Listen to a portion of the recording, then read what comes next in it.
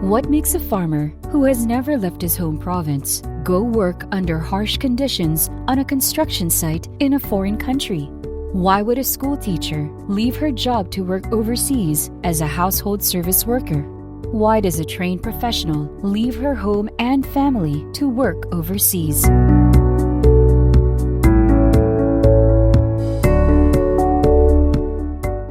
Tumagal pa ako sa Qatar, 5 months lang po dahil sa culture shock. Ang hirap po kasi pag first timer ka sa ibang lugar, lalo na po sa Middle East. Grabing kami nga, dili ikakambyo o kwarta or unsa may ipadala gani. Ako gyud ang ilang gusto. Naturally, the potential to earn more abroad than is possible at home is a major motivating factor.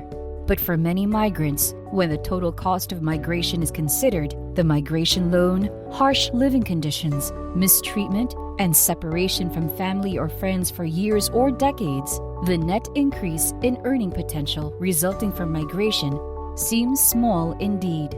An equally important motivation for migrating is the steadiness and predictability of income earned abroad.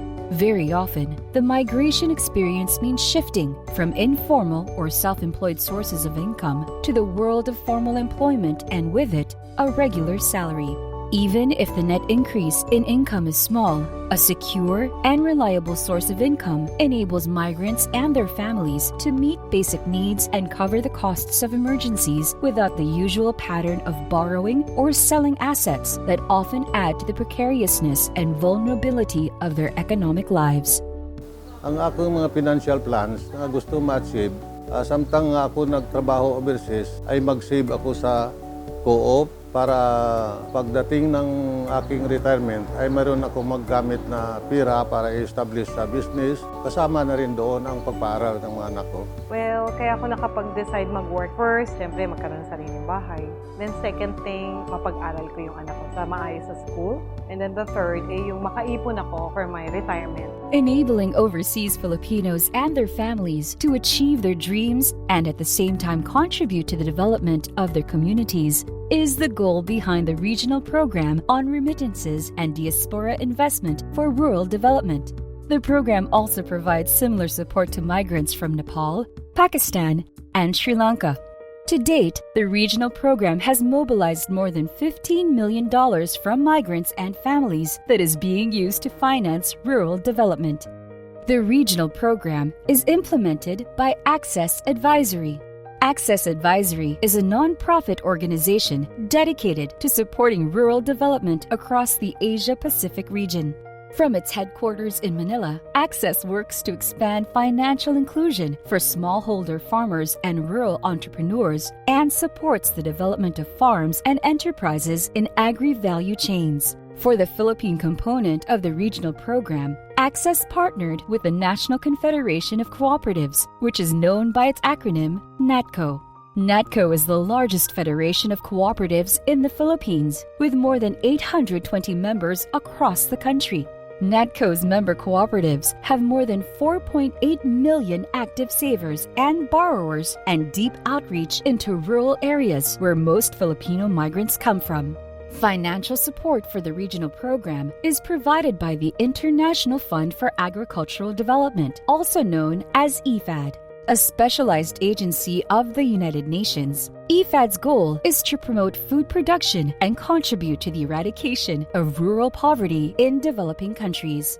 Under the regional program, Access and NATCCO develop financial products and delivery channels that enable migrants and remittance-receiving family members to save for the long term at cooperatives in their home districts. The cooperatives then mobilize those funds to finance farms and rural enterprises. Cooperatives were chosen as the financial intermediaries in the regional program because of their grassroots outreach, ability to offer long-term savings at attractive interest rates, and willingness to combine financial products with non-financial services such as financial literacy training and business development support. Since cooperatives are owned by their members, they also offer migrants and their families ownership rights, which is both empowering and financially rewarding. This project comes right out of Access's mission. When we formed Access, we wanted to work on issues of poverty and exclusion. And in the area where we work, which is Asia and the Pacific, most poverty is really rural. That many of the migrants who left Asia to work up in Japan and Korea, Malaysia, or in the Gulf region, they were coming from rural areas too.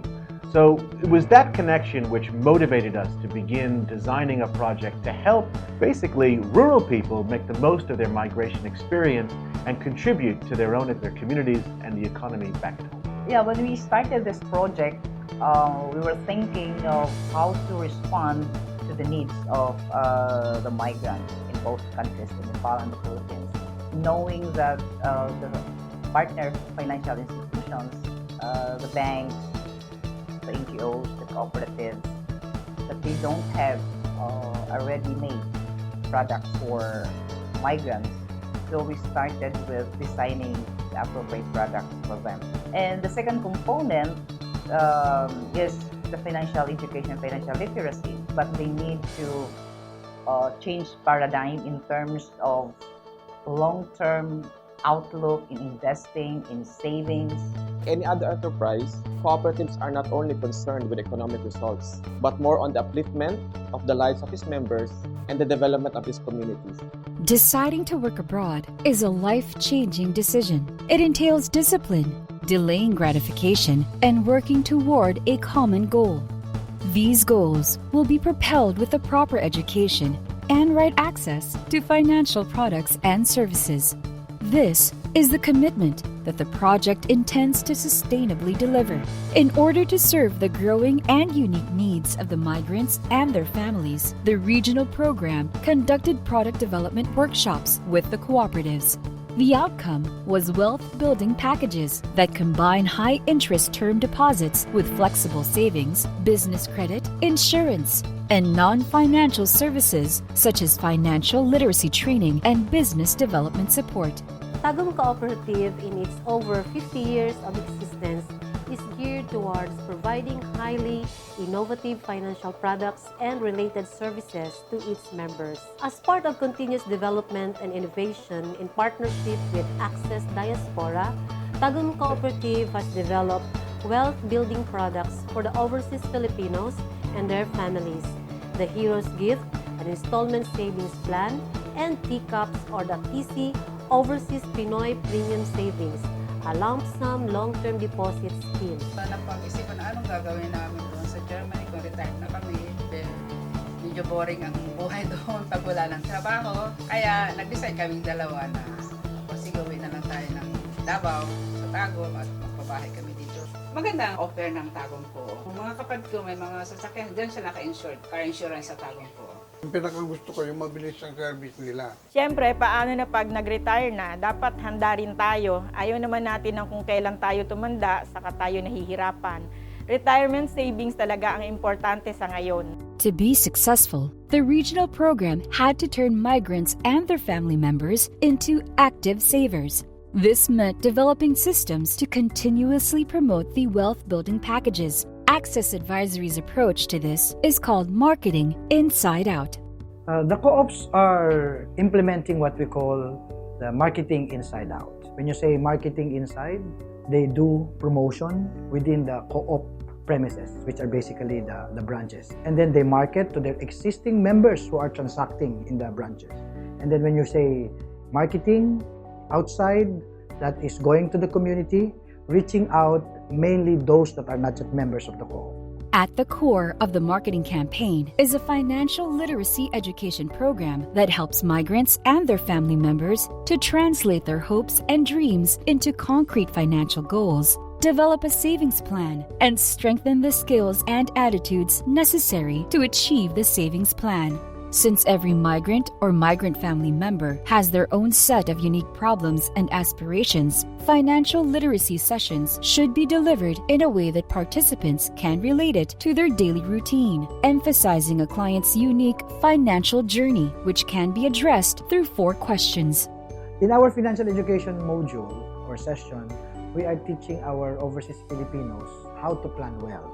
You have to answer 4 questions. The first question is, where am I right now? So that's answering the question, what's your attitude towards money at the moment? What's your net worth? Do you have assets? Do you have money in the bank? Second question, where do I want to go? What's your dream? What are your goals in life? That's very important. The third is, how do I get there? You have dreams, you have goals. What are your strategies? What skills do you need to develop financially in order to reach those dreams? And the last question is, how do I know I'm getting there? That's very important. You have to be able to assess or evaluate where you are on a regular basis. Rather than deliver the training in a classroom, the financial education training in the regional program is broken down into short, structured learning exercises that are easily delivered by staff and can be integrated into the cooperative's regular operations. Particularly for our OF and OF family, we have developed savings product for them. We call them as ESOF, meaning endowment savings for overseas Filipino and overseas family. And really, we are educating them on the wealth building that is in preparation for their future need. Ang co-op nakabulig gid sa pag-educate ka naman, maka-save gid para sa future. Di kun wala gid ang co-op, siguro ubos gid pirmi ang ginapadara na. Nakapagpundar na naman po kami ng lote, tapos yung bahay at lupang tinitira namin sa ngayon, bayad na rin namin siya. Nakapagpundar na rin kami ng 3 motor na sana sa darating na panahon makapagpundar din ng sasakyan. Kaya malaki ang bagay na nagawa sa amin ng co-op kasi kung ano ang meron kami ngayon, ang co-op lang ang naging katuwang namin. Aside from seeing it as an opportunity for us to go into global market, since it is part of our medium-term development plan, 2016-2020 to go offshore, we see the need to educate our members, especially the OFs and OF families, for them to be able to manage their finances. But most importantly, we are here to uplift the lives of people by empowering, educating them, and develop their full potential. Along with this is the improvement of our IT system, the communication system as well, for them to have an easy access on our products and services, and the continuous development and innovation of the products and services that will fit their needs are continuously implemented. Through their co-op orientation and financial education training, the cooperatives have reached 11,656 new migrants and migrant family members and enabled them to save more than $10 million. We believe that this effort can empower our overseas Filipinos and the community as well. If people save and invest in cooperative, they help build the communities by supporting the economic activities of their farmers, fisher folks, and local entrepreneurs. They also help mobilize local economy, thus contributing to rural and urban development. One of the objectives of NRCO is to provide productive reintegration to our OFWs. So in this line, may mga programa po tayo like local employment facilitation, provision of livelihood programs, and of course, we also conduct financial literacy for our OFWs and their families. Thank you very much for this initiative by the cooperatives for being proactive in encouraging our OFWs to invest in their cooperatives. Malaking tulong po na ibibigay ito sa ating mga OFWs, lalong-lalo na doon sa mga hindi pa masyadong sanay na magkaroon ng high-risk investment. Ito po ay isang malaking step para sa ating mga OFW na makapag-ipon at the same time, makikita nila at na-improve nila ang kanilang savings. At pag-uwi pa nila, meron na silang perang nailaan or na-invest na sa kanilang mga cooperative sa ating mga probinsya. We really hope that our overseas Filipinos and their families would make cooperatives their financial institution of choice. NATCCO is here to assure them that the co-ops we have chosen for this project are co-ops that have financial stability, credibility, and mindset of development. The remittances did not only improve the lives of their families, but also contributed to the growth of their community. Ang gin-save nila sa co-op, kaduro nga mga member farmers kag entrepreneurs ang naka-avail sang productive loans. May trickle-down effect ni sa community. They are no doubt heroes. Today, there are more than 10 million Filipinos overseas, almost 10% of the population.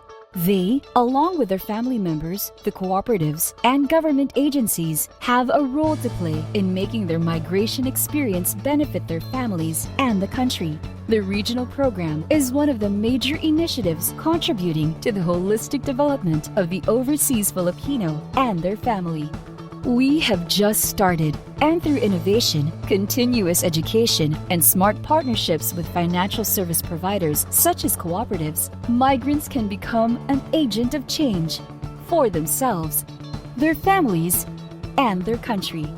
The Cooperative Way.